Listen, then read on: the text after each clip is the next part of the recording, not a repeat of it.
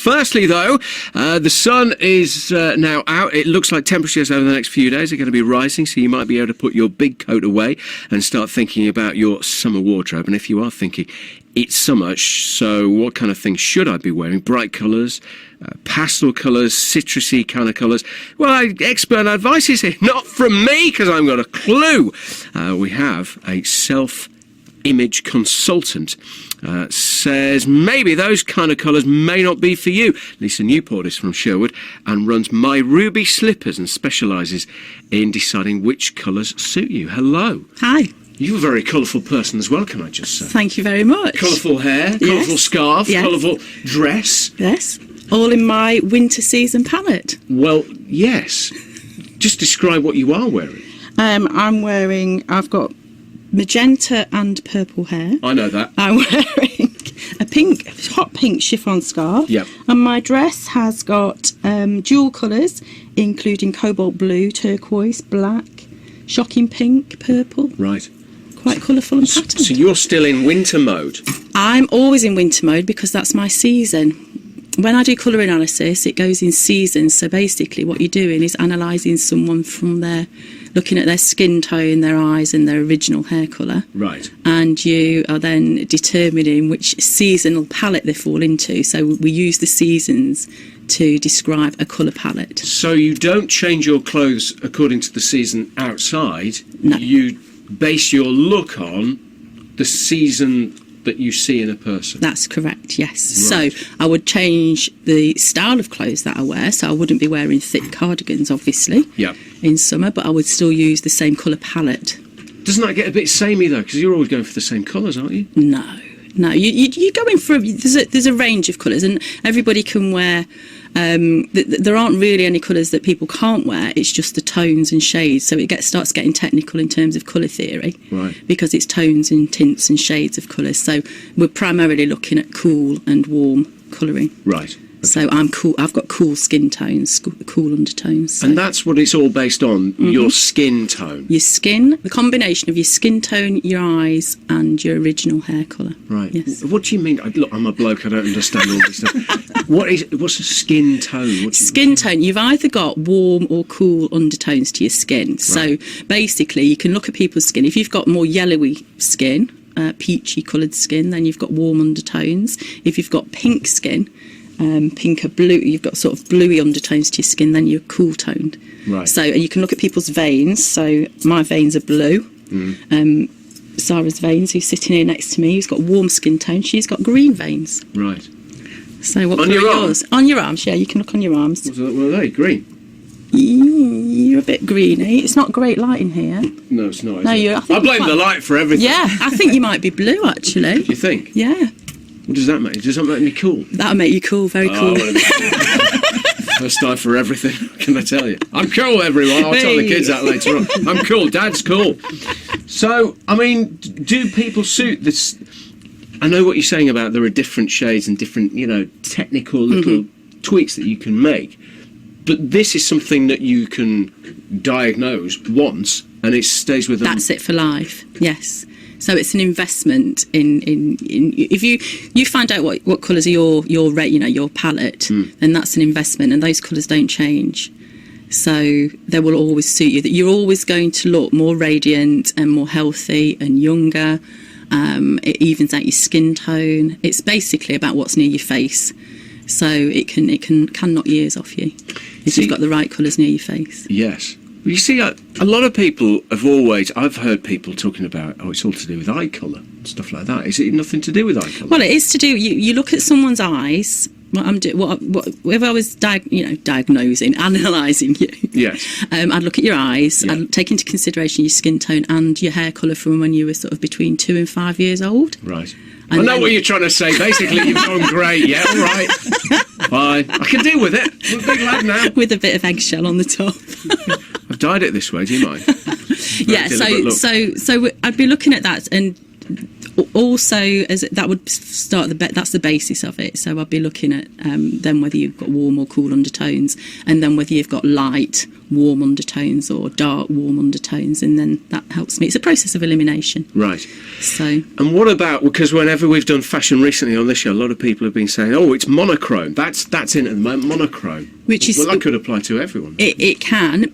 But out of the 4-season colour analysis that I work with, only winter seasons look good with black near their faces. So what I would advise people, if they want to follow fashion and follow the trends, is to use their colour palette to near their face. So wear a scarf or a T-shirt or something with the black so that you're not actually getting the black reflecting on your face, because it can actually make you look older and washed out, a bit drained. So what do you do? Do you give people, is it almost like one of those colour charts from B&Q? Yes, very, very similar to one of those. Yeah, it's called a colour swatch. I've got some here if you want to look. But yeah, it is. It is like the colour swatches at B&Q. So that then you basically send people on their way. They know the kind of colours that they should be. Oh, yeah. I see there are little playing cards with all different. Pick a card, any card. Yeah. So it's a range of colours that would be. This one's this is spring. Yeah. This is the spring seasonal colours. So somebody would take that away with them, and as long as they buy clothes that are within that range, then. And within spring there, you've got some blues and you've got some greens and some yellows as well. Yellows, so it's fairly broad. Neutrals, lots of coral, salmon. Well, are they spring as well? All spring. They're all spring colours. So, like I say, you can, whatever season you are, you can wear most colours. It's just the tones of colours. So it's the difference. It's understanding the difference between cool tones and warm tones. Okay.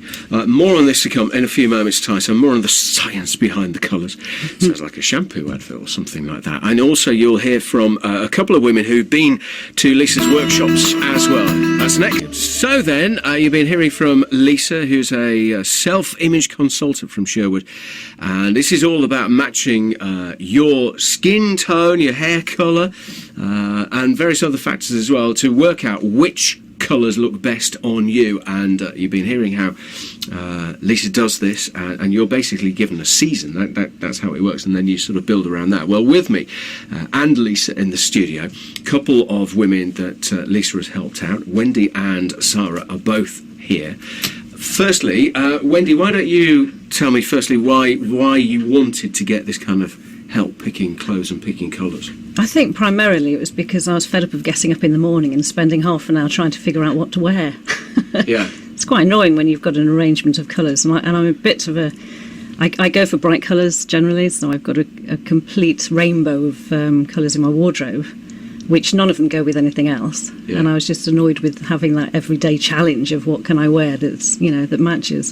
See, it's interesting. You just told me that you really like red, and you used to really like wearing red. Yes. When you went to go and see Lisa, basically she said, "No! Don't do it. No more red!" She said the colour wears me, as opposed to me wearing the colour. And so sure enough, she just held a red sort of swatch of fabric against you, and I could see what she meant. Yes, exactly. So it's really useful, to be able to, now I buy things from the colour swatch. Yeah, but do you miss the red?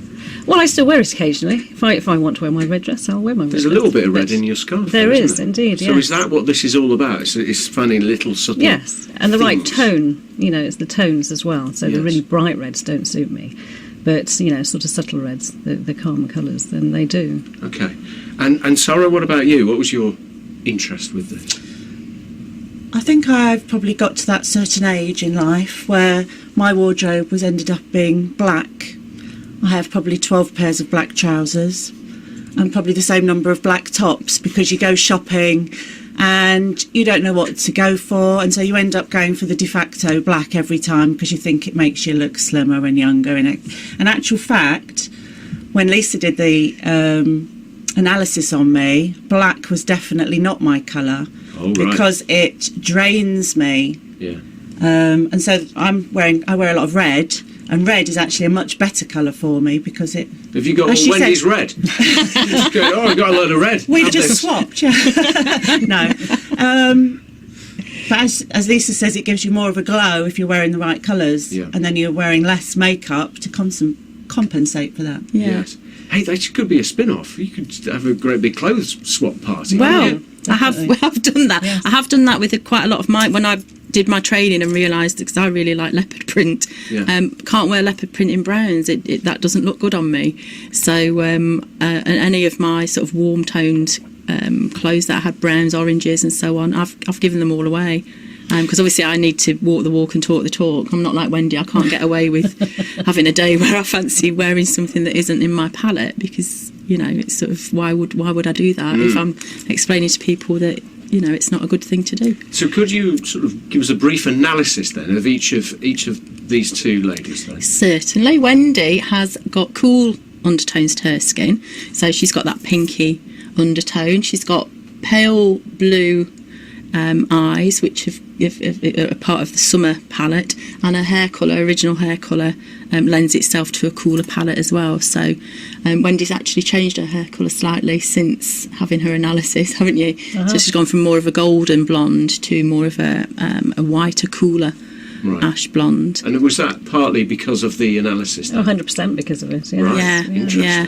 So, but the whole thing with the actual colour analysis is that it does reflect onto your face, it's that natural glow that you get. And like Sarah said, you don't need to wear as much makeup to compensate for the colour. If you're wearing a strong colour, if Wendy was wearing her red, then she probably would need to put more makeup on, so that you notice her face as well as the dress. Yeah, I was going to ask that about skin tone, because particularly for women, you can adjust your skin tone with makeup. You can. It's not a good idea. You don't want to be really adding colour to your skin with makeup. That's not something I would advise. I also do colour. I also do makeup. It's part of my role. But adding colour to your skin isn't a great thing to do. Okay, point taken. I won't do that. So no, with the blusher. Step away from the blusher. what about? I like looking like a clown. What about Sarah? What's your analysis? Sarah has got warm undertones to her skin, and obviously she's got beautiful dark brown eyes, chocolate drop eyes, and her hair colours that have got warm tones as well. So she fits into the autumn category for colour. Red is one of her really great colours on her. Teal blue. Autumn is the easiest season for people to understand, because if you think of autumn leaves, so all those rusts and greens and olive and browns, all those sort of colours will suit Sarah if she wanted to wear them. Right. But Sarah, because she does prefer the brighter end of the spectrum, then her red, bright orange, mustard would look really good on her, but she doesn't like it. Do teal though. Do teal. A lot of teal. Yeah. Right. Yeah. So. Could you analyse me? Of course. Could you? I tell you what, I've got some headlines, got a bit of travel news, got a bit of cricket, and then I'll let you loose. I'll come and do you. From Lisa, who's a self-image consultant and basically matches up your skin tone with what kind of colours you should be wearing. So we've heard from your two volunteers coming with you. How would you analyse me then? What kind of season am I? I think looking at you, you've got cool undertones. Your eyes to your skin. Your eyes are blue, yeah? So they're quite strong blue, aren't they? They're not wishy-washy blue. Oh, yeah, it's my contact. And your hair colour, your natural hair colour, you've told me between the ages of 2 and 5 was black. Yes. So based on that information, you're either going to fall into the summer or winter category, I think, because of the cool undertones in your hair and eyes. So what kind of colours would suit? Well, I'd need to. You can't really 100% tell until you do the draping. So I would need to drape you with the fabrics. But if you were winter, then you would be these kind of dark bright colours like me. So sort of magenta. So strong pink, strong blue, cobalt blue, bit bright of red. Green, a bit of red, yes. I love your cast-off red. A bit of cool red though, not warm tomato red. It would need to be cool. So more on the sort of. See, men don't get all the subtle shades, do they? Maroon, burgundy, that kind of. Yes. Yeah. I recently bought a burgundy jacket. Spot on. Yep. Well, I saw it in a sale and it was like 14 quid a file. That's the thing, see, people buy things in sales because they're in sales. Yes. But I thought, I did that with mistake. you in mind. Did you? Because you knew it was going to suit you. I thought that's going to suit me, a bit of burgundy. Yeah, burgundy would be. Yeah. Probably. If you were winter. If you were summer, then you'd be more along the paler, more... If you think about, sort of Impressionist paintings. Yeah, Monet paintings. So the dusky pinks, dusky blues, lavenders, sort of teal green with a wash over them. So depending on. With all of this, then, what's the science? How do you know what suits? You need to understand your colouring, and you need to understand the difference between. It's a bit of colour theory, really. So you need to understand the difference between warm and cool. So it is science. Colours. It is scientific. It's not just a kind of. It's not just a like. No. It was this started.